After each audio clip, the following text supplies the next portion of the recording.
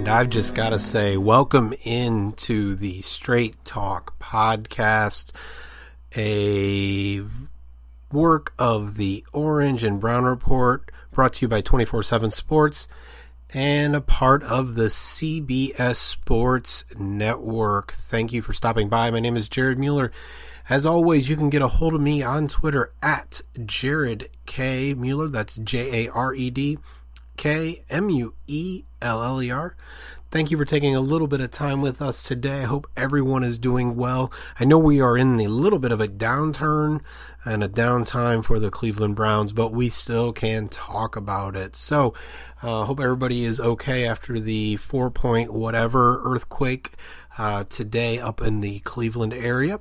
Hope everybody is safe. Just got news about a helicopter crash in New York City. So again, hope everybody is safe there. Hopefully we can hold off on assuming anything until we hear otherwise about the possibility of different things that can run through your head when you hear about a crash into a building, New York City, all that goes with that, and all of the trauma related to September 11th. So I hate to start off on a somber note, but again, we always want to make sure safety and our people are first. Everything else comes second. So again, thank you for stopping by the OBR podcast, Straight Talk. We will have on Mac Robinson a little bit later, and as promised to you at the end of the podcast, yes, I'm making you wait. At the end of the podcast, I will share with you my recipe for the world's greatest queso dip. Now, again, what you think is the world's greatest and I think is the world's greatest might be two different things, but that's okay.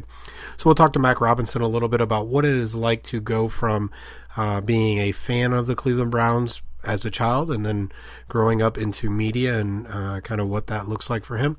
We'll talk about the question of the day, which revolves around cereal, and then we will also hit a little bit on what he thinks is kind of the under-talked about story or player that really could lead to something this year. So, again, thank you for stopping by.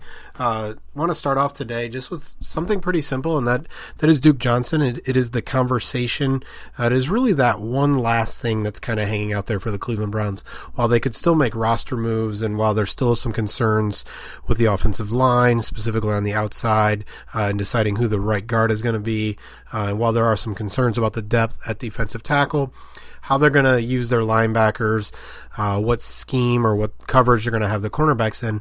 Really, the outstanding storyline really is Duke Johnson. And so during this downtime, it's not a surprise to see that there is a little bit of an uptick in kind of that conversation, including an article by Mary Kay Cabot on Cleveland.com. Those of you who know me all the way back to my Locked on Browns podcast days, and then obviously all of my writing, starting with the Fan-Sided Network at Factory of Sadness, Dog Pound Daily, even King James Gospel, and now at the Orange and Brown Report, know that me and Mary Kay go way back in that she has me blocked on Twitter because of a podcast I did on Locked on Browns, and that's okay.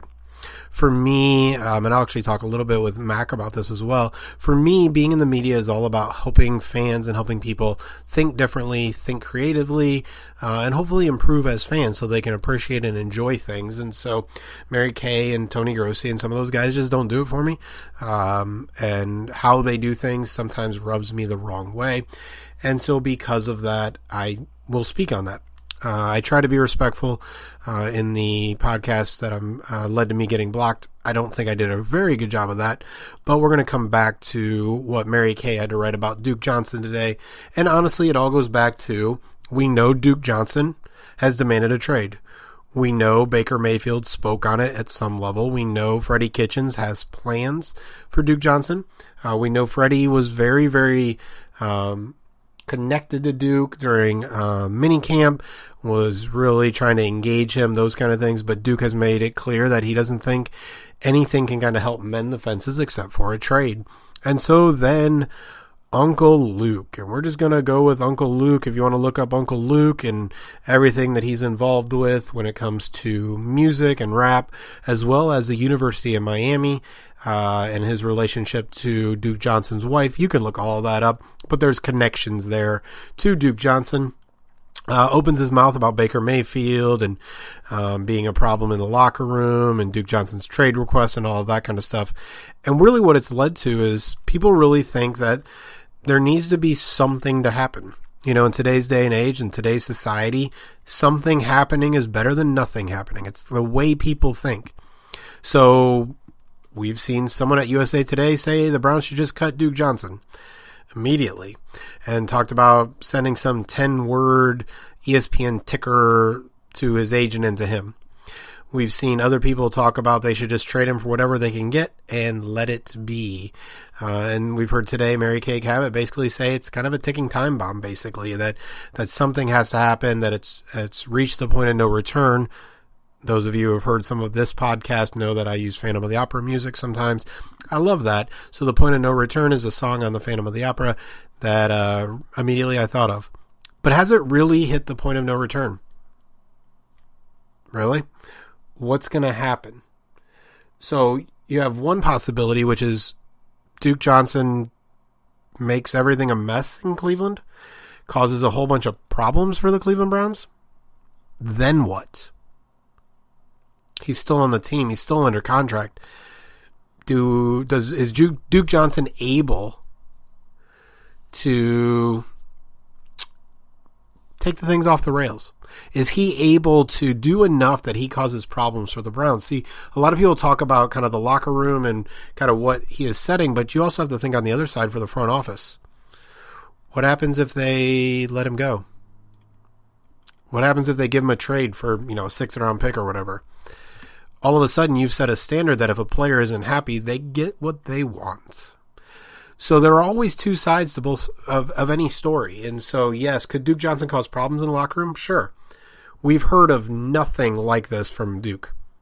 There's nothing about this that says that this is a part of his character, that he's ever had this issue at all, that he has if this even fits into his personality to cause any problems.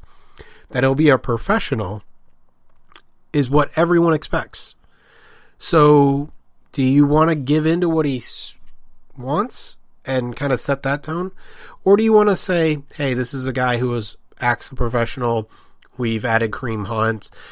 We've added OBJ. We've added all these players. Maybe he won't have a good role, and he's always been a professional.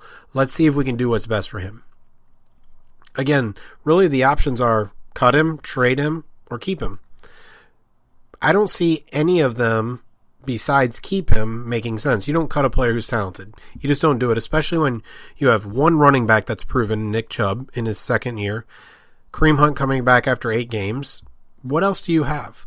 There is zero reason for the Cleveland Browns to cut Duke Johnson. There's also zero reason for the Browns to trade Duke Johnson for anything less than something close of value. A 6th, 7th round pick, even a 5th round pick, isn't of value for Duke Johnson. Now, could they get some kind of draft consideration and another type of player that could help them out? Maybe. This isn't a rumor. This isn't even someone I think is a good idea. But someone like Carl Joseph out in Oakland, who was a 1st round pick, doesn't exactly fit. Maybe that's the type of player, kind of like the Emmanuel Ogbah and Eric Murray trade, where 2 players who just don't fit their current teams can be swapped. Maybe something like that happens for Duke Johnson and the Browns can kind of make things work. Besides that, point of no return is just words. Uncle Luke and people being frustrated, those are all just words. There's no reason. This is similar to the Josh Gordon situation from years ago when people said the Browns should cut him. There was no viable reason for the Browns to cut Josh Gordon at the times when he wasn't eligible to play for the team because there was no impact. Him being cut or not cut didn't matter. He wasn't eligible to play, didn't have any impact. They finally decided to move on from him once he was eligible to play and everything that went with that. Same thing with Duke Johnson. There's no impact right now. There's no problem. So cutting him or trading him just to do it is just movement for movement purposes. And generally in life, doing that, moving things just to move them, is an inefficient use of our time. Making decisions just to make some decision is an inefficient use of our time, often an inefficient use of our money, and can often lead to more problems. Why did we do that? Why did we buy this? Why did we do this? Same thing with Duke Johnson. Nick Chubb gets hurt. Obviously, we don't want that to happen, but again, it's realistic. He's a running back in the NFL. It's realistic. What happens then? Dante Hilliard? You don't run the ball at all. You just throw all day long. You have to then go out and make a trade for somebody. So you overpay for someone. You sign a player like Jay Ajayi, who maybe has no cartilage left in his knees. Or, again, not that we're looking at this, but Nick Chubb gets hurt and Duke Johnson steps in. Is he an every down back? No. But can you rotate a Dante Hilliard and Duke Johnson together and really make that work, quote unquote? Sure. It's not Nick Chubb and Kareem Hunt, but it is far more feasible than your other options. So that's the worst case scenario, because I don't think you see anything about Duke's character that tells you he is going to make things worse. Best case scenario for everybody involved, Duke plays well, gets usage before Kareem Hunt comes back. Hilliard looks okay.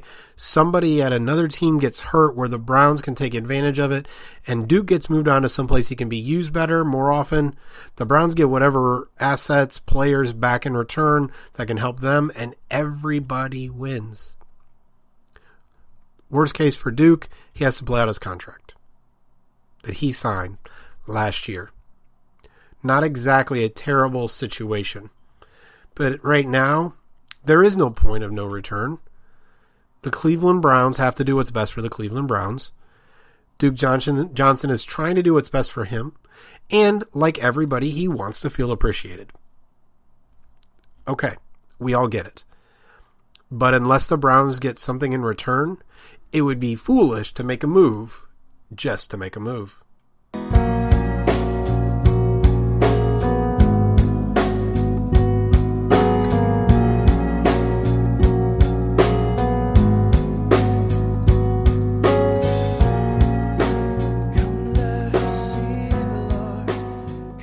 And as I promised, we are now joined by Mac Robinson.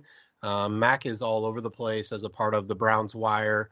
And to make sure I get this right, the Huddle Up podcast. Is that right, Mac? The Hurry Up. The Hurry Up. I don't know why I got the Huddle Up messed up. So the Hurry Up podcast, a part of the Browns Wire, which is a part of the USA Today network. Mac, how you doing today, buddy? I'm great, Jared. I'm happy to be on. I'm doing pretty good. You know, we just had the earthquake go on over here. I didn't get it, but all of a sudden I just saw my Twitter just explode with people saying, "Did you feel the earthquake 2019 or something like that?" And I'm just sitting here just wondering what the hell everybody's talking about. I gotcha. Well, I will save my jokes just to make sure no one was actually seriously harmed before I make jokes about the earth moving and Robert Griffin III and, Hugh Jackson, any of those kind of things. So, so again, welcome into the OBR podcast, Straight Talk podcast. I'm joined again by Mac Robinson. So Mac and I have known each other for a few years now. Mac, like myself, started out as a kid growing up in Northeast Ohio as a fan of the Browns and all the other Cleveland sports teams, and now as a part of the media. So Mac, I know our story of how we met was pretty interesting, but when you look back, what is the first memory you have of yours and I's interaction? Let me man, I just remember always going back and forth on Twitter, whether it be Cavs or Browns. I'm not, oh man, I mean, probably just like either just tweeting back and forth or just like Twitter DMs or something like that. It was always just going back and forth and always just somebody good to talk to. I would say that at least. Yeah. And so the first time Mac and I met in person, we'll share a little bit about how crazy both of us could be. I was going over to the combine and just threw it out there, seeing if anybody else was going. Mac let me know that he had already had a hotel reservation, and I told him I was going to find a better one, and that he could join me. So two guys who never met each other went over to Indy, spent a couple days together over at the Indianapolis Combine, shared a room together. He didn't stab me, so that was good. And so I've been connected ever since and have watched as Mac, who on those days, I said he was my scout media intern, has continued to develop as a professional. And so, Mac, what has that been like for you? Obviously, growing up as a fan, when did you know or have an idea that you wanted to go from being just a fan to kind of going into media? Well, for me, and I would say this because for me, I was always a big fan of sports, really.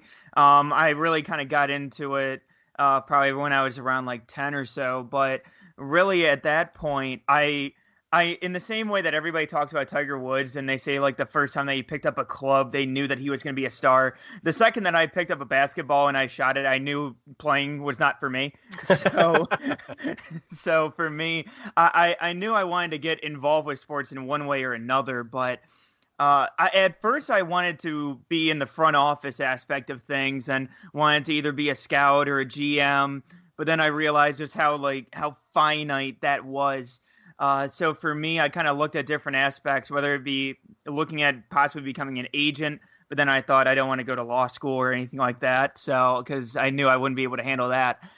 So for me, I thought that the best way for me to kind of go about things would be just getting into the media at least, because I knew I had these thoughts about the different teams and even going through different classes where I would be sitting in there looking at and I have found some of these where I made up the depth charts of the Cleveland Browns in like 2012 and who they need to sign and who they could possibly draft and going through all of those.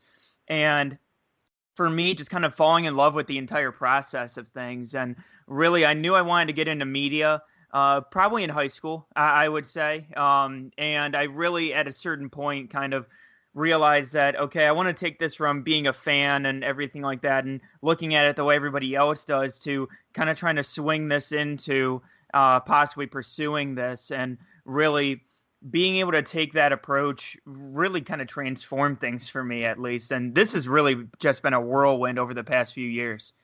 Gotcha. So remember, our guy Tripp is an agent. So if Tripp can do it, you could have too. But it's good to see that you have made that transition, and it's really fun to look back. And so for some of you thinking about 2012, doesn't seem that long ago. You have to remember Mac is quite younger than your podcast host, Jared K. Mueller. You can find me on Twitter at Jared K. Mueller. That's JaredKMueller.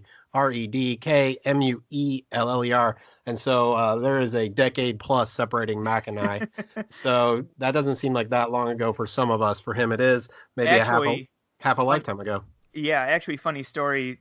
Speaking of basically just dating how old I am, I actually 2 weeks ago now, or a week ago, I had my 5-year high school reunion. So just to kind of put things into perspective with where I'm at now. Yeah, no, it's crazy to think about, and especially too, just kind of looking back at where everything was and everything, and not to mention too, I will also once again date myself where my second semester of my senior year of high school, I remember I had my 9th period off, so I would go into the library and I would pull up when the draft breakdown was still kicking and still going. I would go up and I would pull up the Johnny Manziel highlights, and I would I would remember scouting Johnny Manziel, and I did not like him coming out, but the second that the Browns took him, and this is also where part of the fan side of me just really was like, okay, you really need to step back, was when I started talking about like, yeah, I really didn't like Johnny after watching his LSU game. But then the second that the Browns took him, I'm like, all right, well, I might as well buy in. And as soon as that blew up, I'm like, yeah, no, okay, I'm done with this. Like, I'm going to have my opinion on it. I'm going to make sure I get my thoughts out there when it comes to some of these guys. Gotcha. So for all of us old heads, yeah, he just said 5-year high school reunion. If he was a little bit closer, I'd fight him right now for all of us. Not an option. And so that was kind of that great segue into how easy is that for you? So there are a lot of people listening to this podcast who read the OBR, been on the forums, all of those kind of things, who have been fans all their lives, and have thought about, have wondered, or believe that they could be in the media. For you, how hard has that transition been, and how do you deal with the fact that you have always been a fan, but also want to be professional? What is that like for you as you're dealing with stories, scouting players, those kind of things, doing your podcast, those kind of things? Well, for me, it's a little bit of at first it was a little bit of a difficult jump. It took a little bit to kind of readjust the way that I thought, where for me now at this point, it's okay, as much as I love this team, I want to see this team get better. And you don't get better by just going ahead and regurgitating all of the good stuff and the good storylines and everything like that. For me, it's I want to see this team get better. How can they get better? And you got to have some tough love when it comes down to it at certain points. And well, we're getting to that point now where you've got a lot of good, so you might have to focus a little bit on the bad in order to try to tweak some of those weaknesses on the team. Whereas comparatively, my first year at Brownswire was coincidentally the 0-16 season. So I was tasked with handing out game balls and handing out the player of the game for every single 0-16 season. So for me, it challenged me, and also that kind of helped show me kind of the aspects of, okay, this team is this. I love this team, and I want to see this team do well. But at the same time, you also got to be able to look at the positives and also be able to talk about those negatives and really be able to kind of take it all in as a whole. Yeah, I think that's, something we've talked about before is, as a media, as well as what does a team look like, how do we self-scout? How do we understand what our biases are? How do we understand what we're good at? How do we understand what we're not good at? And then how do you make a decision about maybe directions that you go or don't go in, and areas you can improve, not improve, all of those kind of things. So it sounds like for you, going through that 0-16 season and even just deciding, Johnny Manziel, and deciding you want to be in the media allowed you to kind of process who you are as a media separate from, being a fan. But in the end, there's a part of that that's almost parental, in that you want what's best for the team, and what's best for the team is not always focusing on the cupcakes and lollipops and all the positives, but just being real about what is good, what is bad, what needs to improve, those kind of things. Yeah. And honestly, even to add on to that as well, for me, and I've always said this too, when it comes to the way that I report and the way that I write stories, but for me, I want to try to make, and even with the podcast as well, but for me, I don't want to have it where we're talking about these. I don't want to talk about who's here and who's not and how big of a story is it. Like, I don't want to dive into that. I want to talk about, and I want to have the collective fan base get smarter and be able to have a smart discussion, because that's how you end up leading to some of these good decisions and some of these smarter fan bases where you can have some of these conversations. You can go ahead and talk about the different schemes that some of these guys are bringing in, instead of where we were in 2017 when we were talking about, oh, does this guy run a 3-4 or a 4-3?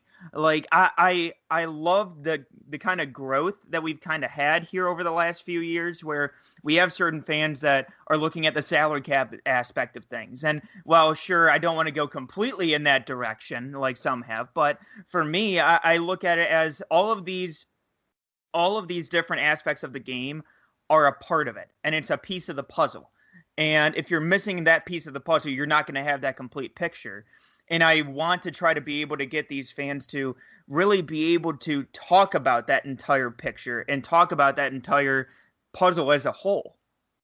Yeah, I think that's, I think you and I share a few goals in life, but one of them is, how do we help educate fans? Not that we're smarter or better or any of those kind of things, but how do we put fans in a position where they're getting different and new information, and hopefully they're getting it in an interesting way. And I think that for me has always been maybe even the easy part of being a media member. And that is, what would I want to read? What would I be interested in? There was a time where my friends would tell you that I was addicted to reading sports online, where I could spend hours and hours just reading whoever's article would be interesting to me. And this was before I ever started writing. And so now being able to look at it as, what would my fans, or what would the fans, and what would the people who follow me, what would they be interested in, and what is real to me, right? And so we all bring our own little quirks and our own little aspects to it. But what would fans be interested in? Not what do they like. That's a little bit different, right? That's how do you focus on the positives and just be kind of the gumdrops and cupcakes and stuff. But what would fans actually be interested in? How would they learn? And so, it's great that, through Twitter and social media, we have people like Jake Burns and John Stevenson and the Brendan Leisters of the world and whoever else that I'm forgetting, who are able to bring us interesting information that you can't get anywhere else. And so I think you and I both have that desire of how do we help fans know more so that you can appreciate it more. I still love baseball. Even though watching it can be difficult at times, one of the reasons I still love baseball is watching hand usage of a batter, right? And so inside out swings, are they getting their hands around quick enough? Those kind of things. Because I understand that from playing and my brother being really good and all kinds of things, I still can appreciate baseball, even though I also know that while each at bat might be interesting, the game itself might be boring. And so I think that is a goal of mine as well as yours is how do we make it interesting for fans? How do we make it a little bit different? But also how do we make it real for us? And so it's been a fun process. I know it's been a fun process for you. And I know, the sky's the limit as you continue to grow in your career. But as we kind of turn the page to going personal, we're going to jump into, I always have a question of the day. So you can answer this question of the day on Twitter or Facebook, hashtag QOTD. Make sure to tag myself or the OBR or Mac. So Mac, pretty simple. What is your go-to breakfast cereal? Okay, so this has changed since when I was a kid. So for me, when I was a kid, I was always that kid who always enjoyed Lucky Charms, and I had to be that kid who always had his Lucky Charms growing up. Either that or a plate of pancakes, but that's a whole separate discussion. But Folks, we're already mad at Mac a little bit. Let's get a little bit more mad. He's also really skinny over there, so he's saying all that and still stayed skinny. Continue on. So Lucky Charms was my cereal growing up, but now I would say that's changed. I'm now a Honey Nut Cheerios guy. So I'm pretty big with Honey Nut Cheerios.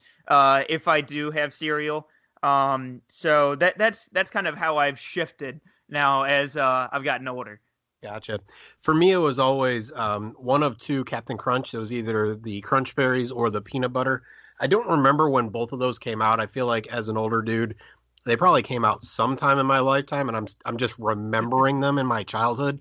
Because reality is, I probably only had Captain Crunch at a young age. But there's something about Crunch Berries that balance of the yellow pieces and the fruity ones. But then every once in a while, it was nice to change it up and get that peanut butter going.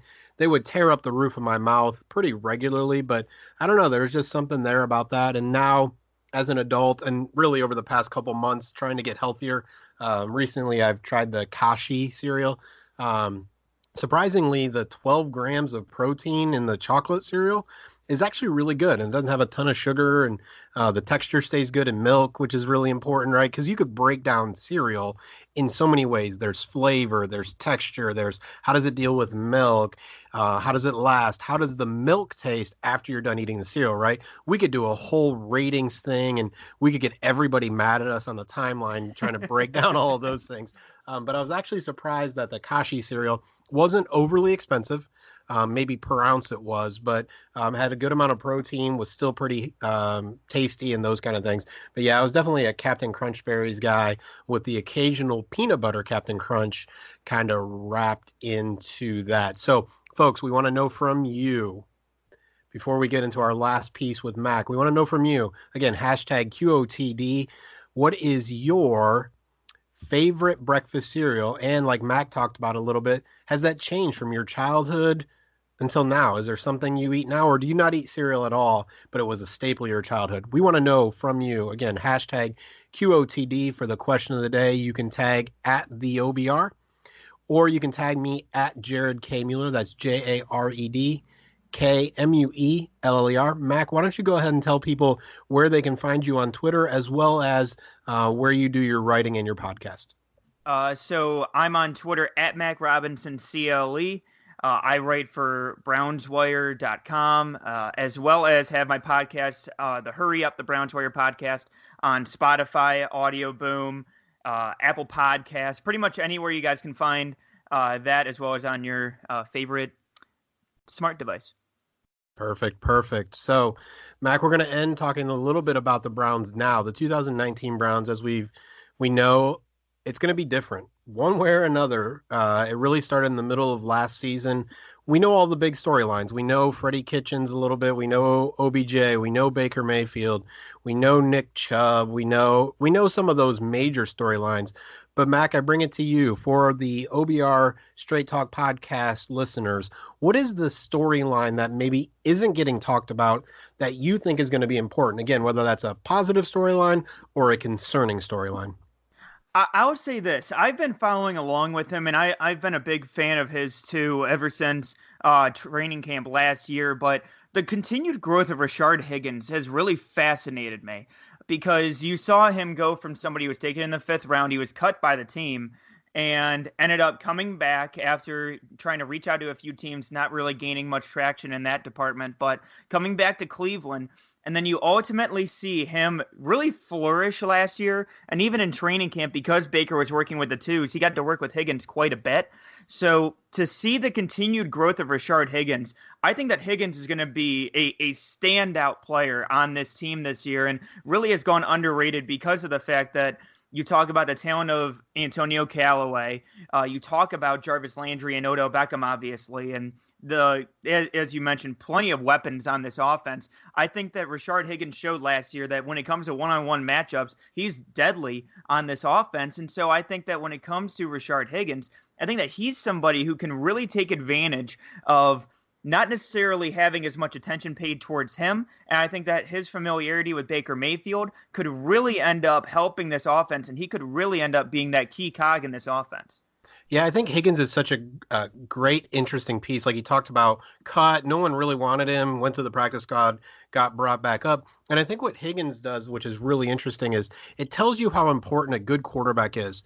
Rashard Higgins isn't going to break anybody off with his speed or quickness or size or any of those kind of things. Instead, he's going to run really precise, good routes, and he's pretty much going to catch the ball. But he needs a quarterback who understands route progression, understands timing, understands breaks, all of those kind of things. Or to be honest, he's going to be wasted. And I think what's interesting there is we then get to ask the question, not just about the Browns, but at the NFL as a whole, how many wide receivers, or again, could be any other position, struggle either because of coaching, system, or in this specific case, because of the quarterback throwing them the ball. I don't think Higgins is anything more than a practice squad player if someone like, and again, I'm not knocking him, just a different quarterback, someone like Cam Newton or maybe even Matthew Stafford are throwing him the ball. Not that those aren't good quarterbacks, but Rashard Higgins isn't the physical freak that is going to make things happen. He needs a quarterback to get him the ball on time, those kind of things. And once he does, he's able to make plays. Do you agree, disagree? What are your thoughts about Higgins and Mayfield and how that combination really defines Rashard? I really feel like Higgins has, and I know I mentioned his route progression, everything like that too, but he's really grown as a player as a whole. And I kind of disagree with you when it comes to the quarterbacking, because in my opinion, I view him and I view this upcoming season similarly to how last season was for Tyler Boyd in Cincinnati. And I really feel like he's somebody who could really take advantage of not necessarily having as much attention going his way, but I feel like he also could have that big time season, maybe not necessarily in the yards department, but in that where it comes down the stretch and you need to throw the ball to somebody. Obviously, you're going to have Odell that's going to be covered. You're going to have Jarvis Landry being covered. And I think that you're going to end up finding more times than not that you end up seeing Higgins end up being that guy who's going to end up finding himself open and end up being that target for Baker Mayfield.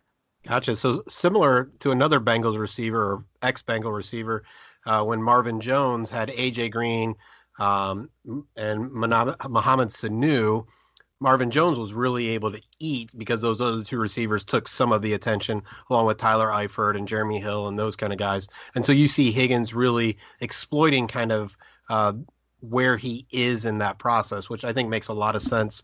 I did a story for the OBR subscribers. So you subscribers, make sure you go over to the page talking about the wide receiver group. And one of the most interesting things is Rashard Higgins is basically the last holdover wide receiver from the Sashi Brown era. What's most interesting about that is when it comes to his SPARQ score, which is basically a measurement of all his athletic ability and those kind of things, he was the 196th rated spark wide receiver in his draft class. And he was rated in the 3.8% of all NFL wide receivers. Again, 3.8%, that's the low end, right? 100 is the best. He was rated as the 3.8% of all athletes at his position. So remember, drafted by Sashi Brown, that analytics guy, he is the pretty much worst athlete along with Jarvis Landry based on spark scores, but also in those top 4 receivers, OBJ, Landry, Callaway, and Higgins, he's the tallest. So he's a really interesting player who doesn't have the athletic gifting, but was drafted by the analytics guy that John Dorsey has kept over everybody else. And I find that really interesting, given everything we know about Higgins and getting to watch him grow and develop. And so he's going to go into unrestricted free agency. Mac, when you just think forward, given what you expect from Rashard Higgins, what do you think the market for a player like him is going to be, given everything that he has around him, if he produces, again, maybe not the numbers, but the impactful season that you see him making? I think that when it comes to Higgins, I'm looking at him as somebody who is going to end up getting somewhere in the $6 to $7 million range, possibly per year. Maybe for probably a 3-year contract, I would say. That's kind of what I've been anticipating for Higgins when it comes to his free agency. I thought that the Browns should have been trying to take advantage of getting him re-signed up, especially this past offseason, because I'm anticipating that kind of a year, especially because of the growth that you saw in the second half of the year. But I'm thinking somewhere in the $6 to $7 million range, possibly, if he has the breakout year that I'm anticipating. Gotcha. And so, Browns fans, just so you know, $6-7 million, while it doesn't seem like a ton, given what is being paid to OBJ and Landry, and no, I don't think John Dorsey's going to cut Jarvis Landry. I don't care what that conversation is. But given what OBJ and Jarvis Landry are making, I do not see Rashard Higgins on this team for the future, and I don't think Mac is far off. I think there could be a team deciding to overpay him, or they could just try to take advantage of the fact that he, had all this talent around him. But either way, this is the last year I think Browns fans get to enjoy Rashard Higgins, unless he has a terrible season, and then do we want to enjoy him? I don't expect that, but I think this is the last year for Rashard Higgins. So, Mac, thank you for coming on. I appreciate your conversation, just talking about being a fan, the media, what that transition has been like for you, knowing that you used to be a Lucky Charms fan, and by used to, I mean like 5 years ago when you graduated high school, and now have graduated to a more mature Honey Nut Cheerios, even though it has that cartoon bee flying around on it. And then that you're under talked about storyline really is what Rashard Higgins can bring to this team. So, Mac, I appreciate it. Again, everybody, you can get Mac on Twitter at MacRobinsonCLE. You can find his writing on BrownsWire.com, a part of the USA Today network, with my buddy and our buddy Jeff Risdon, and then the Hurry Up podcast. Wherever you find the OBR Straight Talk, you will probably find the Hurry Up podcast. Mac, thank you so much, man. Have a great day. Thank you very much, Jared, for having me on. I really appreciate it. All right, buddy. I am thankful for Mac coming on. And so, when you play sports, there are times where people ask you, what time is it? Game time? Well, what time is it? It's queso time. So if you have listened along for the last 38 minutes just to get to this point, or you skipped ahead, I appreciate you stopping by the OBR Straight Talk podcast. Once again, I'm your host at Jared K. Mueller on Twitter. And so it is time to talk queso. Listen, my wife loves Mexican food. It's her favorite place to eat. We've got about 20 of them around us that we go to, a few of them quite often. My favorite part of them is the queso and chips. But one of the things that we like to do is figure out, again, I'm married to a baker, so it's figure out how I can make what they make so we don't always have to go out, because there's a lot more salt in their food than there is if you home make it. As well as, obviously, that can get expensive over time. And what's better than just grabbing some queso out of the fridge and having some chips available anytime you want? So when we first started looking into that, you thought Mexican cheeses would probably be kind of what you are looking for. So we started with some of those to see if we could get a good consistency and some kind of queso that was similar to what you get at the restaurants. And unfortunately, that just didn't work. And so obviously, like we do in 2019, actually like we've done since, 2002, maybe a little bit after that, whatever. I went on the Google machine and looked some stuff up, and then really created the queso that has become our own. And so here are the ingredients that you need for Jared's world's famous queso. So I talk slowly so you can grab a pen and paper, or you can start typing into your phone, computer, laptop, whatever, tablet. So the ingredients that you need start with heavy cream. You don't need much depending on how much of this queso you're going to make. Grab a little bottle of heavy cream, and then you're going to want to buy a little can or two of diced green chilies. Depending on where you get it, you can choose your heat level, mild, medium, hot, whatever works for you, knowing what you need. Again, you're going to look for the little cans of diced green chilies. There are normally two sizes for those. Neither of them are really full cans like you would get a can of soup, those kind of things. But you're going to get one or two of those. Again, it depends on how you like this. So as being married to a baker, the baker does kind of the detail-oriented. You have to have this, and this in exact proportions. I do some of that cooking kind of stuff where you really have to make it your own and figure out what you like. So I would grab 2 cans of those. They're normally like 79, 89, 99 cents, somewhere in that area. Or you can buy the bigger can for the $1.29 or whatever it is. So heavy cream, diced green chilies. The next item that you will need will be the sweet peppers. So you are going to look for those normally in the produce area. In Kroger, we get them in little bags. So you have these sweet peppers. Those will be the next ingredient you need. And finally, you're going to go to the deli, and you are going to ask them, and be ready for this, you are going to ask them for white American cheese. That's right, folks. That amazing queso that you get at almost every Mexican restaurant. The base of it is white American cheese. Now, I can encourage you to get the better version of that. So at this Kroger, there's the Kroger version and there's a Land O'Lakes version. I would pay the extra $1 a pound for the Land O'Lakes version. Trust me, it is worth it. We're done. That's literally what is in the queso. So how to make it? Now, the cool thing about this queso is if you don't want the sweet version, it goes even easier. So most Mexican restaurants don't use a sweet version. We've really learned that that's kind of that thing that takes it over the top from queso to the world's greatest queso. And so if you just want plain old, regular, doesn't have any of that tinge of sweet to it. It also is that pure kind of white color versus a more yellow queso, a little bit yellow queso. What you're going to want to do, all very, very simple.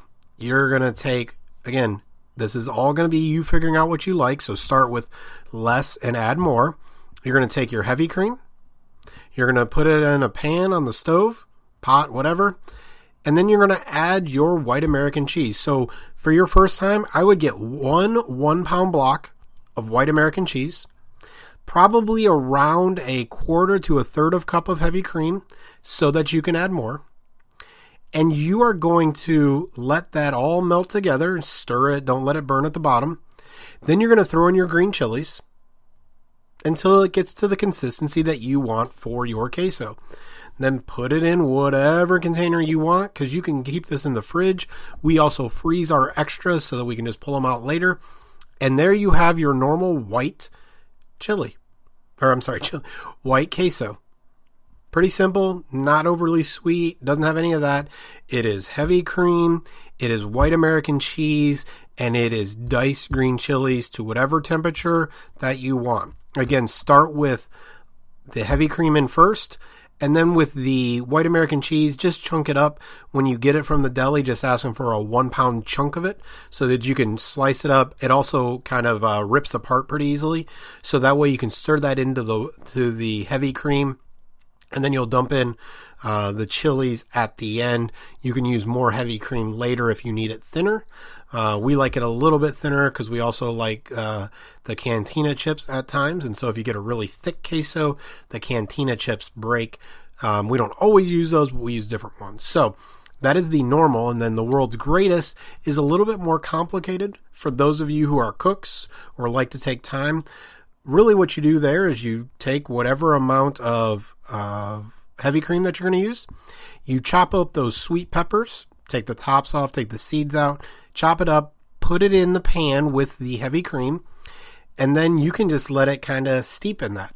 If you think of steeping tea, let the sweet peppers on very, very low heat, all the way down as low as you can, let the sweet peppers steep in the heavy cream. Then, at the end, you can either use an immersion blender, which is what I use, or if you chopped it up fine enough, you really don't have to do anything. Then you add in your white American cheese and your green chilies, let it all melt together, and it's great. The longer you can let it steep, or if you can use an immersion blender, you're really going to get that sweet flavor to kind of come out. We like to let it steep for a little while. I think the flavors just kind of come together. So that is the world's greatest queso dip. Very simple, 4 ingredients. You have heavy cream, you have sweet peppers, you have diced green chilies, and you have white American cheese. That's right, folks, white American cheese. So not too complicated if you don't like the sweet version. If you just want to try it your first time, heavy cream, white American cheese, the green chilies. I always put the green chilies in last, but just because it makes it easier to stir up and help the cheese melt. If you want to do the sweet version, let the sweet peppers kind of hang out in the heavy cream. You can use a potato smasher to kind of push out some of the juices as well, chopped up really small, or you can use an immersion blender. Then you're going to throw in your cheese and your green chilies. So that is the world's greatest queso. I just did a 5-pound batch yesterday, and it is delicious.